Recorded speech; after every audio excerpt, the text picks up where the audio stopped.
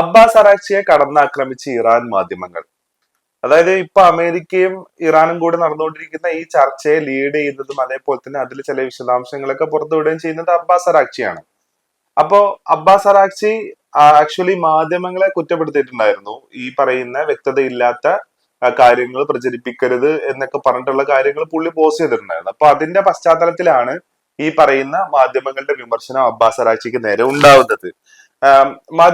Iran മാധ്യമങ്ങൾ ഒരുപാട് കാര്യങ്ങൾ പറയുന്നുണ്ടായിരുന്നു. അതായത് എത്രയോ 30,000 കോടി രൂപയോളം അമേരിക്കയും അമേരിക്കൻ സഖ്യകക്ഷികളും ഇറാന് നൽകും.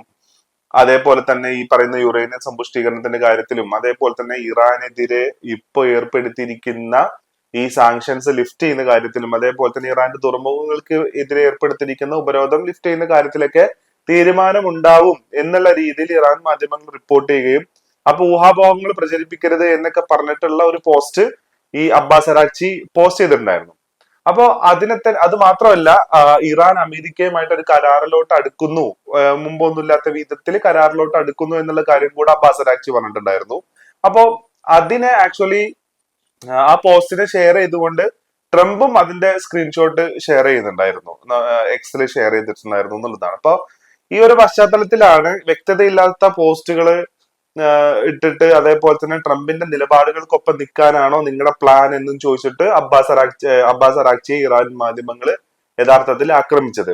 അപ്പോ ഈ അവകാശവാദങ്ങൾ ഉണ്ടല്ലോ, അതായത് ഈ പറയുന്ന 30,000 കോടി ഇറാന് അമേരിക്കയും സഖ്യകക്ഷികളും കൈമാറും, അതേപോലെ തന്നെ ന്യൂക്ലിയർ എൻറിച്ച്ഡ് യുറേനിയത്തിന്റെ കാര്യത്തിലുള്ള തീരുമാനം, അതേപോലെ തന്നെ സ്വത്തുക്കൾ വിട്ടു നൽകുന്നതിലുള്ള തീരുമാനം, സാങ്ഷൻസ് ലിഫ്റ്റ് ചെയ്യുന്ന കാര്യത്തിലുള്ള തീരുമാനം. അപ്പൊ അതിന്റെ ഒരു എക്സ്പോസ്റ്റ് ആക്ച്വലി JD വാൻസ് പങ്കുവച്ചിട്ടുണ്ടായിരുന്നു ആ ഒരു കാര്യത്തിൽ എന്തൊക്കെയാണെന്നുള്ളത്. അപ്പോ JD വാൻസ് പറയുന്നത്, I am seeing a load of fake information about a potential deal to respond the straight and the end Iran's nuclear weapon programme.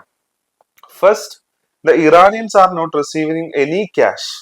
ഇറാനിയൻസിന് ഒരു ക്യാഷും ഒരു പൈസയും കിട്ടാൻ പോകുന്നില്ല. And no funds are being released for simply signing a deal or attending a meeting. അത് നമുക്ക് അറിയാവുന്ന കാര്യമാണ്. അതായത് വെറുതെ ഒരു മീറ്റിംഗ് അറ്റൻഡ് ചെയ്ത് ഒരു സാധനം സൈൻ ചെയ്തു എന്നുള്ളത് കൊണ്ട് നിങ്ങൾക്ക് കാശൊന്നും തരാൻ പോകുന്നില്ല എന്നുള്ളതാണ് പറയുന്നത്.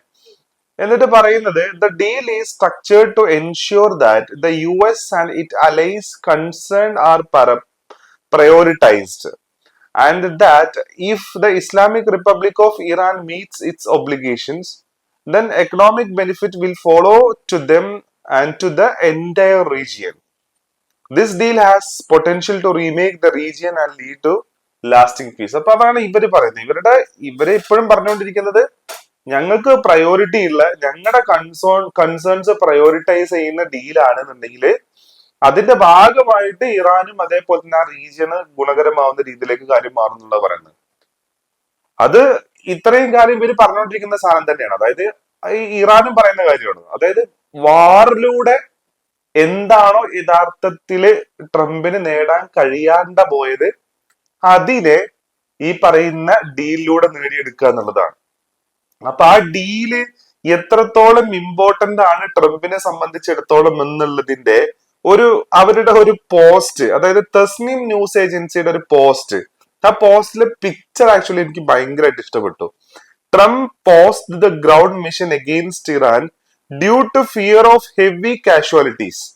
അതായത് ഈ ഗ്രൗണ്ടിലുള്ള ഈ പറയുന്ന പണി ട്രംപ് നിർത്തിയത് ട്രംപിന് കിട്ടിയിട്ടുള്ള ഹെവി കാഷ്വാലിറ്റീസ് ഉള്ളത് കൊണ്ടാണെന്ന് പറഞ്ഞിട്ട് തസ്നീം ന്യൂസ് ഏജൻസിയുടെ ഒരു പോസ്റ്റ് ഉണ്ട്. അപ്പൊ അതിന്റെ പിക്ചർ ഞാൻ ഈ സൈഡിൽ വെക്കാവേ.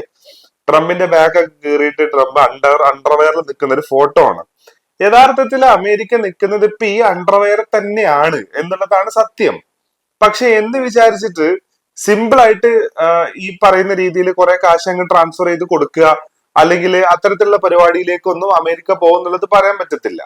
പിന്നെ JD വാൻസ് അതിന്റെ കൂട്ടത്തിലാണ് ഇപ്പൊ അബ്ബാസ് അറാക്ചിയൊക്കെ ആയിട്ടും ഈ ഇറാൻ മാധ്യമങ്ങളൊക്കെ ആയിട്ട് കണക്ട് ചെയ്യുന്ന ഒരു കാര്യം കൂടെ പറയുന്നത്, I have noticed a couple of bizarre things in the reporting over the last few hours. First, people who said Donald Trump was historic president among a month ago now criticizing a deal based on unconfirmed media reports. Second, people who say You can't trust words said by the IRGC who are apparently believing anonymous sources social media post.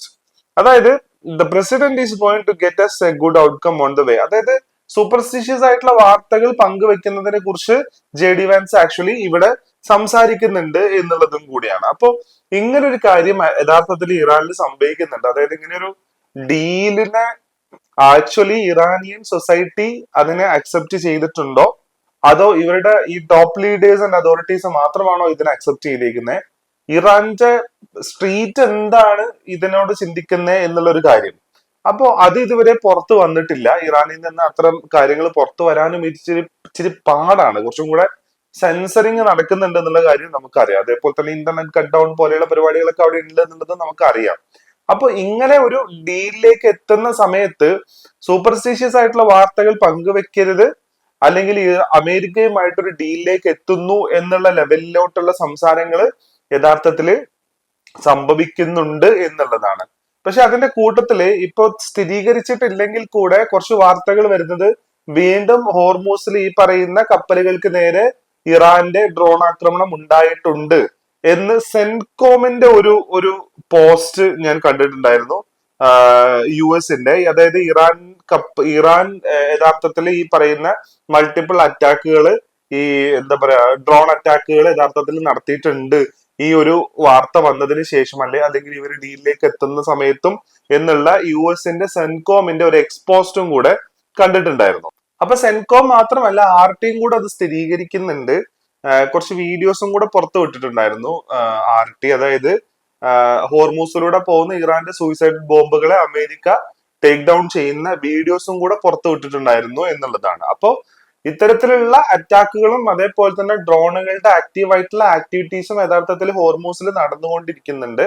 പക്ഷെ ഒരു ഡീലിലേക്ക് എത്താനുള്ള എല്ലാ സാധ്യതകളും ഇപ്പോഴുണ്ട്. Trump പണ്ട് വാചാടോപം നടത്തുന്ന പോലെയല്ല. Abbas അറാഖ്ചി കൂടെ അത് സ്ഥിരീകരിച്ച സ്ഥിതിക്ക് ഇസ്ലാമാബാദില് ഒരു ചർച്ചയിലും അതേപോലെ തന്നെ ഒരു കരാറിലേക്ക് ഇരു കൂട്ടരും എത്തിക്കൊണ്ടിരിക്കുകയാണെന്നുള്ളതാണ് പറയാനുള്ളത്.